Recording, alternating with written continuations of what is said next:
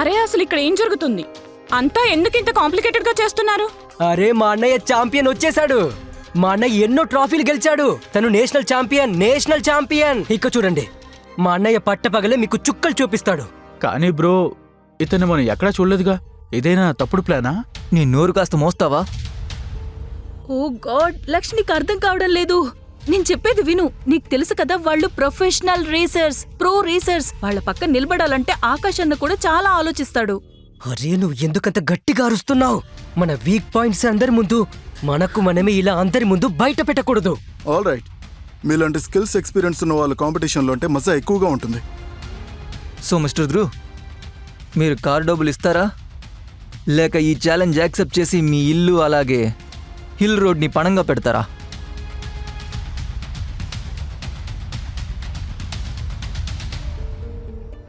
మా పిల్లలు చెప్పిన తర్వాత ఇంకా ఆలోచించేదేముంది? మేము రేస్కి రెడీ.